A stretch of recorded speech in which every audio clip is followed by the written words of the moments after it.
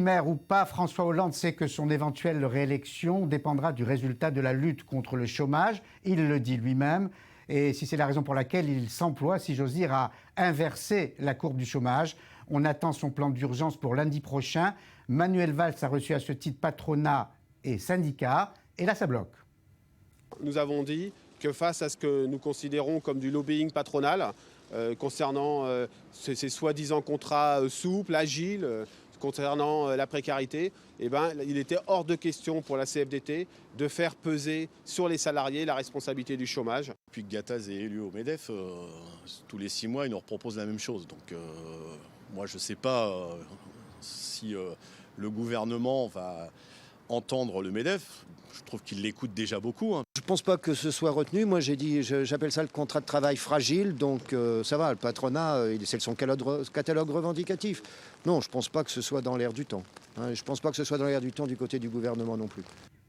Voilà, on a bien entendu les syndicats, pas de touche au contrat de travail. Du coup, le gouvernement mise sur la formation pour relancer l'emploi. Alors, David Neyman, est-ce le bon chemin ? Alors, est-ce que c'est le bon choix pour inverser cette fameuse courbe du chômage ?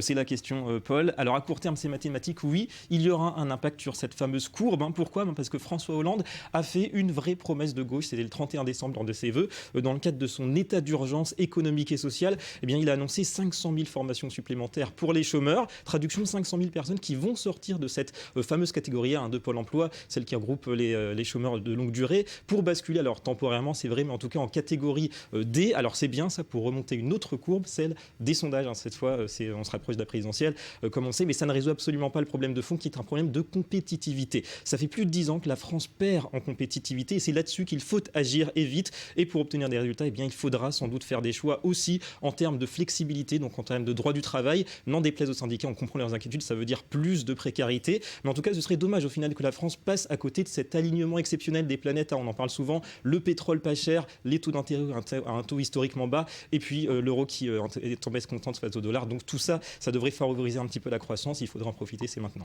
Merci David. On aura le plaisir de vous retrouver mercredi à 21h10 heure de Paris pour la présentation de votre nouveau magazine hebdomadaire sur l'économie avec notamment Johanna Citruc et Laura Duhamel. Merci.